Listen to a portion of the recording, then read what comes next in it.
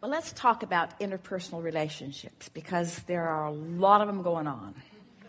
In fact, it's what makes up your life experience, isn't it, for the most part? Yes. So, why do you think that it matters to you? How does it matter to you that there are those who have differing opinions about how to interact? In other words, in a conceptual world, shouldn't everybody be able to pretty much do what they want to do? Yeah, for the most part, as long as it doesn't hurt someone else.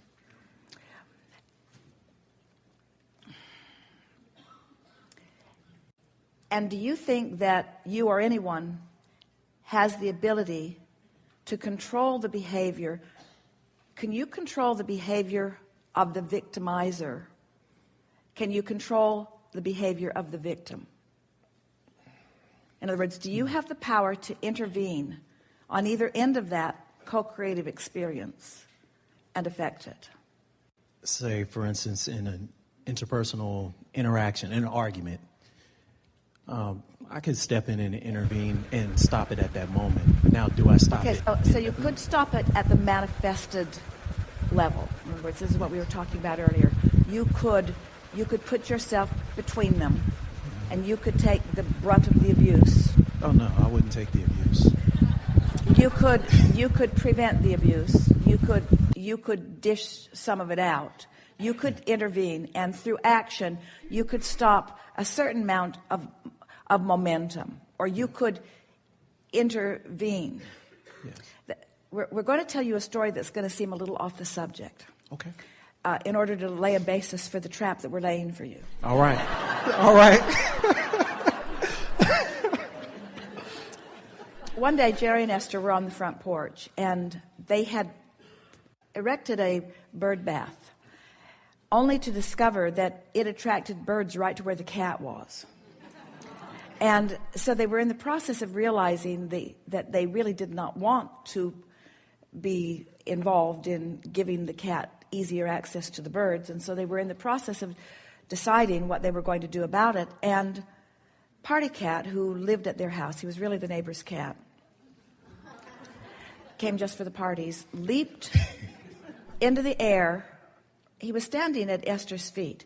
A bird flew in. Party Cat leaped over the banister and snagged the bird out of the air. And Esther leaped over the banister and snagged the bird out of Party Cat's mouth. Ooh. Jerry couldn't believe it. He knew the cat could fly, he just didn't know Esther could. So Esther saved the bird. And the bird was most appreciative. Truly.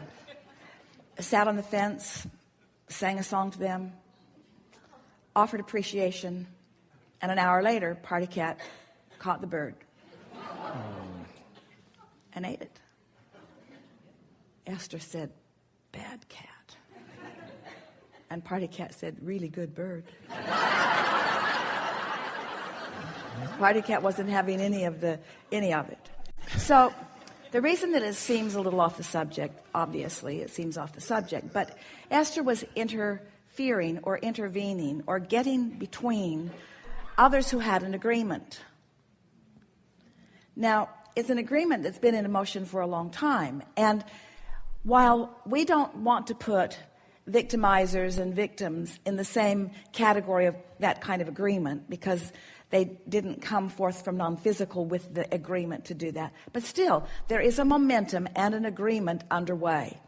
And when you decide that you're going to intervene or interfere, you don't make much happen other than you get yourself involved and you prevent a little bit here and there and here and there. But you're much better to do your helping or your creating on a vibrational level before the momentum. You see what we're getting at? Because when you join the when someone is abusing someone and it angers you, you've joined that momentum.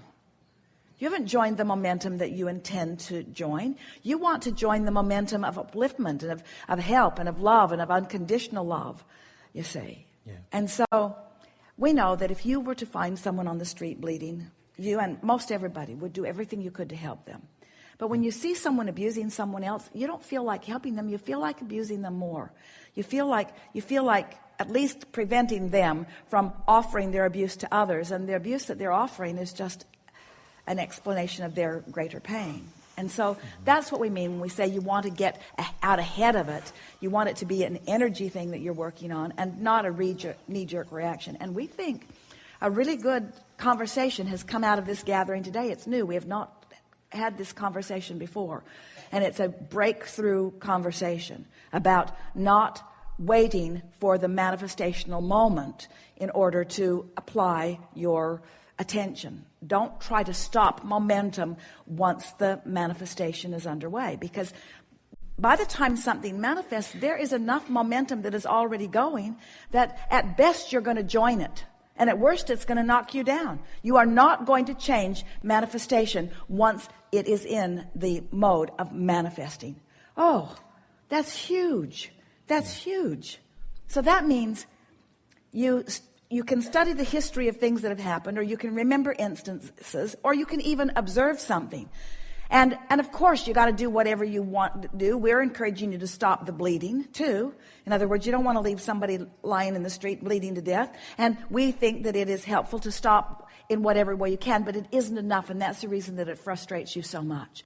And what happens to most of the world is you are only responding once you see a manifestation that motivates you to an impulse to respond. And instead, you want to get down deep into the emotion of who you are and into the clarity of who you are and set forth those intentions. So what deliberate creating really is about is getting your own momentum going, because there is no exclusion anywhere in this universe that is based upon law of attraction. You can't stop things from happening. You can only start things happening. And when you start energy that's in opposition to what you want, all you do is clog up your own pipes and slow yourself down, you see. But when you witness things that you don't like physical or verbal abuse, you want to stop and say, what am I really looking at here? Because we promise you, no one ever abuses another who is not feeling abused himself. Ever, ever, ever, ever, ever. That momentum is already underway. And so you want to ask yourself, do I join that momentum or do I start another momentum? And is the time to try to start another momentum right there in the middle of all of that? Is it? No, that's not the time to start it or to try to stop the momentum that's already going on. In fact, we would go so far as to say, you are, as humanitarians, you are better off to do your best to stop the momentum if it has come to blows already than you are to try to start another momentum, because you can't get enough positive momentum started to stop that, right? You can't stop those bullets from spraying in that moment. You got to step back far enough from it that you can get hold of who you are and then get another long-term, long-range momentum going. Do you think that you have the ability to single-handedly get enough momentum going to affect a mass consciousness or culture? Absolutely. Do you think that you can get that momentum going when you are currently or have recently witnessed the injustice that makes you feel uncomfortable? Conceptually, I know I can. I'm still struggling on. Well, conceptually, you can't. Conceptually, you can't. In other words, when you are witnessing what you consider to be something that you would like to stop, you cannot get the energy going about what you would like to go instead. And that's why we want to rest for just a moment in this understanding that this is a universe that is based upon attraction and that there is no exclusion. And you cannot stop something from happening, because in your effort to stop it, you add to the momentum of keeping it going. So,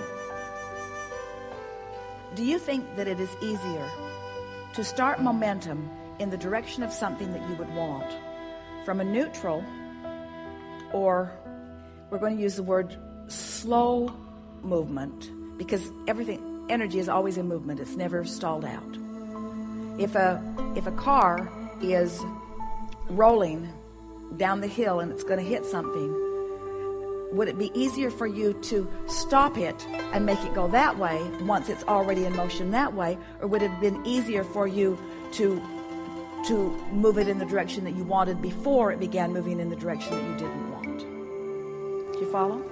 Right, move it in the direction that I want before, rather than try to change. So once momentum is already going, so let's say that there is a car and it was just sitting there and the brake wasn't on and gravity is tugging on it, and so it's beginning to move and it's just barely beginning to move. Do you think that you have the ability to put yourself in front of that car and stop it? Yes. What if it's been moving for a while? What if you're at the bottom of the hill? You don't want to put yourself between it and its momentum because you understand the momentum. So what we're saying to you is when things are manifesting, you're at the bottom of the hill. Once they're manifesting, there's enough energy in motion that it really is better to just let it run its course, and from it you take the bounce. And then from a neutral place, when there's no car rushing down the hill at you, when there's nothing that is making you scamper out of the way or run into the path of it, that's when you get out ahead of it with your ideas of what you are wanting, so that you are the perpetrators of momentum that's leading toward what you want, rather than those who are trying to impossibly stop momentum that's moving in the other direction. What if you put that ability into your vortex? Well, you already have. That's a wonderful thing that you are acknowledging, because that momentum is already in your vortex. There is already that incredible momentum toward well-being that's in your vortex. But humans squander that while they're trying to stop the momentum of what they don't want instead of going with the momentum of what you want. So many are trying to stop the momentum of what they don't want. You following? Momentum is a really good word because you understand momentum. You understand inertia. You understand path of least resistance. And you're coming to understand the laws of the universe. And so everything that we are offering you is to help you to get in sync with these powerful laws, to get in sync with the laws of well-being rather than trying to prevent. There is no exclusion, you see. There's no source of darkness. You can put a resistor on a light switch and you can suppress the light. But there is no source of darkness. You don't walk into a room and look for a dark switch. You're not going to flip a switch and cause darkness to cover up the light. You can resist the light. And so the true momentum is a momentum of well-being.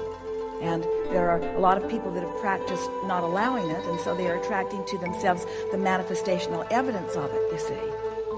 But the best way to help them no longer attract the manifestational evidence of it is to withdraw your attention from it as best you can. But then you say, but that's not enough. I don't want to put my head in the sand.